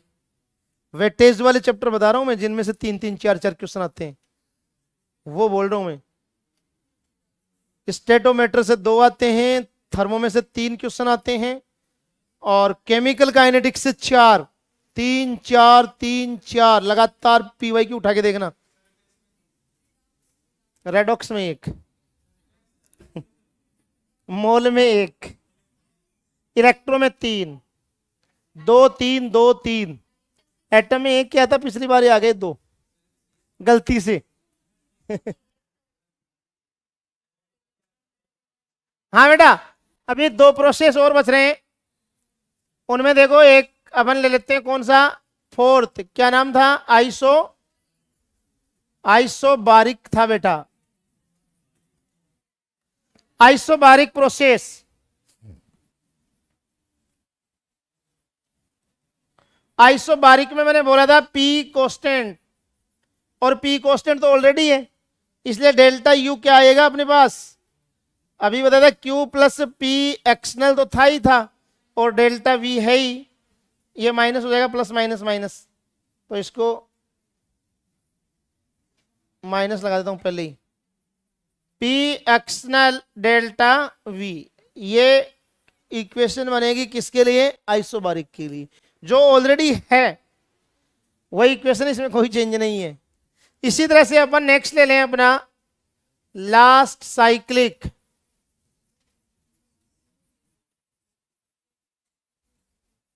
Cyclic process. देखो साइक्लिक, अभी बात हुई थी अपनी, सुनना इसको अच्छे से पहले, साइक्लिक नाम आ गया, साइक्लिक का मतलब क्या हुआ, साइकिल बनना, लूप बनना, और इनिशियल फाइनल स्टेट सेम होना, ऐसे बोला था मैंने।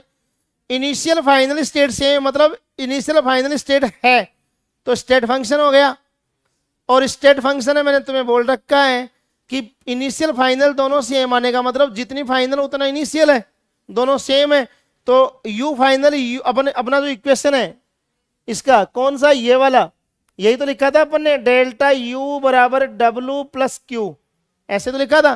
तो ये कौन है, स्टेट फंक्शन है, you final minus you initial, और दोनों की वैल्यू समान हो, क्योंकि मैंने यही तो बोला कि इनिशियल फाइनल दोनों सेम और लूप बने। दोनों सेम होने का मतलब है डेल्टा यू जीरो। अरे सेम का मतलब एक, दोनों बराबर हो अगर फाइनल इनिशियल तो जीरो आएगा। समझ गए मेरी बात को भाई, जितना आपका फाइनल होगा उतना ही कौन होगा, इनिशियल होगा। तो दोनों की वैल्यू क्या होगी, बराबर, बराबर होने का मतलब जीरो, इसलिए डेल्टा यू क्या हो जाएगा यहां पर, जीरो। मोस्ट इंपॉर्टेंट चीज साइक्लिक प्रोसेस में ध्यान रखना, हमेशा इंटरनल एनर्जी में चेंजेस जीरो आएगा। क्यों, क्योंकि क्या है, इनिशियल और फाइनल स्टेट सेम। तो ये ध्यान रखना, यू फाइनल और यू इनिशियल दोनों बराबर होंगे इसके अंदर, ये रहे दोनों बराबर। समझ गए, क्योंकि कौन है ये, स्टेट फंक्शन। आ गया समझ में। इसलिए अपन क्या कह सकते हैं, जब ये कंडीशन होगी तो हमारे पास में क्या बचा, W प्लस क्यू। इसका मतलब क्या लिख सकता हूं मैं, Q बराबर या W बराबर क्या लिख दूं मैं, माइनस क्यू। Q बराबर माइनस W भी कह सकता हूं मैं, कोई बड़ी बात नहीं है, ऐसे भी लिख सकता हूं, एक ही बात है। मतलब है उस टाइम पर डेल्टा यू जीरो होने का मतलब है वही सेम आइसोथर्मल वाली बात आ गई। अरे डेल्टा टी भी तो जीरो था, तब भी डेल्टा यू जीरो आया था, और साइक्लिक में भी डेल्टा यू जीरो। इसका मतलब है हीट और वर्क दोनों क्या होंगे, बराबर होंगे, बट अपोजिट। सेम बात है आइसोथर्मल और साइक्लिक प्रोसेस दोनों की। वहां तो आइसोथर्मल था तो डेल्टा टी जीरो था, इसलिए डेल्टा यू जीरो हुआ था, और यहां साइक्लिक में इनिशियल फाइनल स्टेट दोनों सेम है, तब डेल्टा यू जीरो आएगा ही आएगा। और जब डेल्टा यू जीरो आएगा तो क्यू भी किसके बराबर आएगी, वर्क के बराबर ही आएगी। मतलब क्यू और वर्क के दोनों क्या होंगी, बराबर बट अपोजिट होंगी। समझ गए मेरी बात, लिख लो इन दोनों को है क्या। हाँ पी, ये तो प्रेशर अपन पी एक्सटर्नल पहले से ही कांस्टेंट कर रखे हैं, फिक्स है ये। एक्सटर्नल प्रेशर तो कांस्टेंट ही होता, फिक्स ही होता भाई, क्वेश्चन में लिखा हुआ मिलेगा बाकायदा।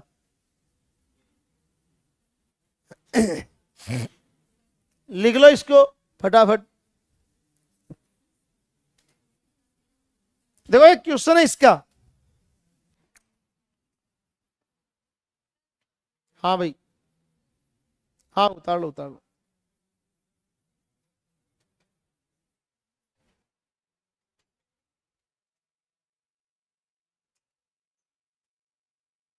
चलो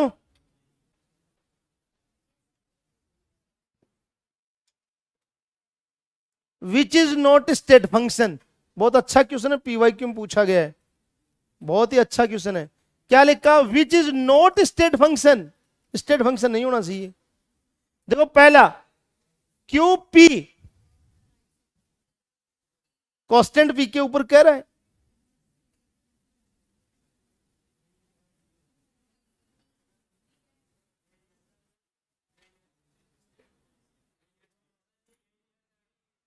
है जी,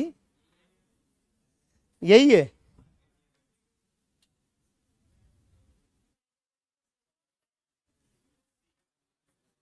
बेटा ये कह रहा है which is note state function. देखो W आइसोथर्मल, W आइसोथर्मल कह रहा है, आइसोथर्मल प्रोसेस था, उसमें W था, वो हीट के बराबर था, तो वो तो कौन बन गया, पाथ फंक्शन हो गया। तो क्या कह रहा है ये, नॉट स्टेट फंक्शन, मतलब पाथ फंक्शन पूछा है, तो यही हो गया। और देखिए अभी, अरे सारे ऑप्शन देखो आराम से, ऐसे नहीं है एक आंसर देख लिया हो गया। ये देखो W एडियाबेटिक लिखा हुआ है, अभी बोला था मैंने स्टेट फंक्शन होता है एडियाबेटिक वर्क, याद आया होगा। QV, मेरी बात हुई थी अभी अभी बताया था मैंने, V का मतलब समझ गए होंगे, कांस्टेंट वॉल्यूम। कांस्टेंट वॉल्यूम का मतलब क्या हुआ, आइसोकोरिक प्रोसेस हो गया, और उसकी जो हीट होती है वो स्टेट फंक्शन होती है, याद आया होगा। इसलिए ये भी स्टेट फंक्शन हुआ, मतलब ये भी स्टेट, ये भी स्टेट। और ये अभी पढ़ाया नहीं मैंने, अभी पढ़ाऊंगा मैं तुम्हें आगे, लेकिन बता देता हूं मैं, यहां क्वेश्चन में है इसलिए हमेशा याद रखना, कांस्टेंट प्रेशर पर जो हीट होती है उसको एंथैल्पी बोलते हैं। कांस्टेंट प्रेशर पर जो हीट होती है उसको बोलते हैं एंथैल्पी। क्या बोलते हैं? एंथैल्पी चेंज या एंथैल्पी, ये ध्यान रखना। और एंथैल्पी कौन होती है? स्टेट फंक्शन होती है यार, अभी अभी लिखा रखा है तुम लोगों को, मतलब डेल्टा एच बोलते हैं उसको, स्टेट फंक्शन होती है। तो देखो स्टेट स्टेट स्टेट, ये कौन हुआ? पाथ।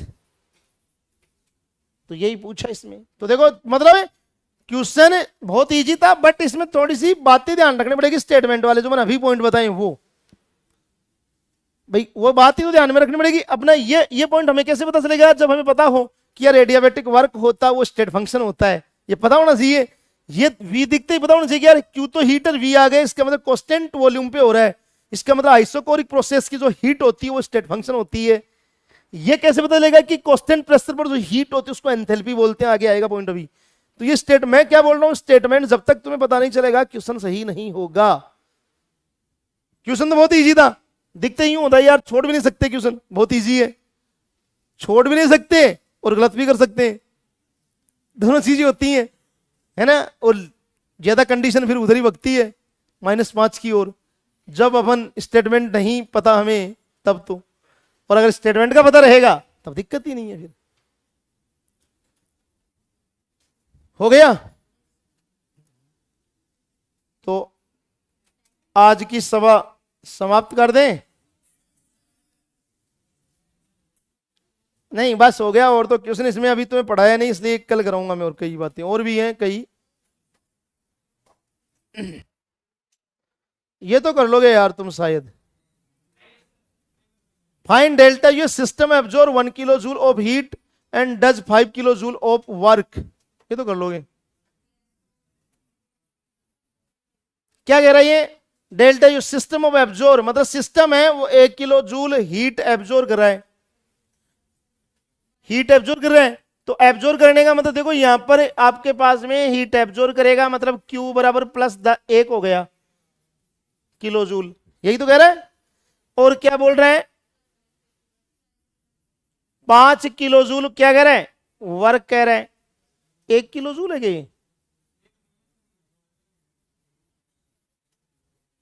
एक है क्या? तो देख लेंगे, वो तो अभी पता चल जाएगा। और ये क्या कह रहा है? डज 5 किलो वर्क हो रहा है। अब देखो ये खास बात, and does 5 kilo joule of work, work क्या हो रहा है? हो रहा है या वर्क कर रहा है? कर रहा है। कौन? सिस्टम पर कर रहा है या सिस्टम खुद कर रहा है?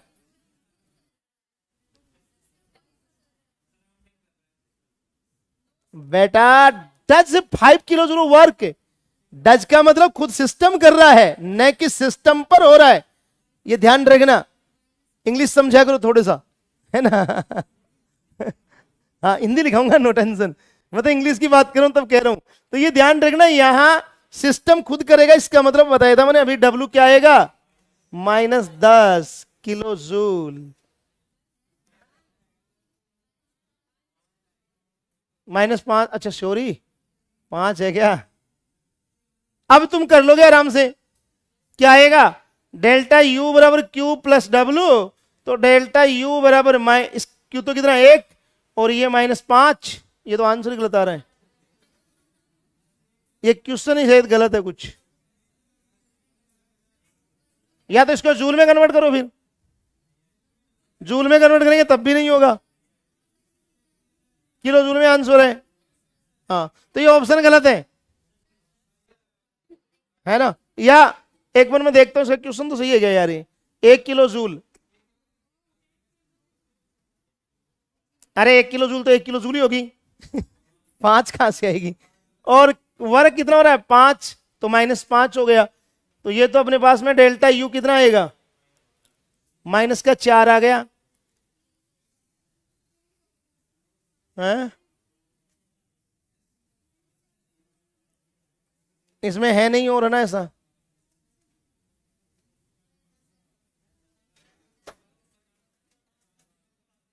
ये ऐसा ही इसमें भूल गया वो। आंसर इसका बताऊं कैसे आएगा, जब यहां तुम 15 लिखोगे, है ना, है ना, 15 लिखोगे ना यहां, तब प्लस में 10 आएगा, 15 ही आएगा वहां, कन्फर्म है। हाँ समझ गए, तो प्लस में 10 आएगा, ये रहा वो 15 ही है, वहां गलती कर दी छापने में उन्होंने शायद, मेरे हिसाब से। क्योंकि ऑप्शन के अकॉर्डिंग मैच नहीं हो रहा, तब हमें करना पड़ेगा चेंज इसको, इसलिए। आ गया समझ में? चलो आगे नेक्स्ट फिर बात करेंगे भैया।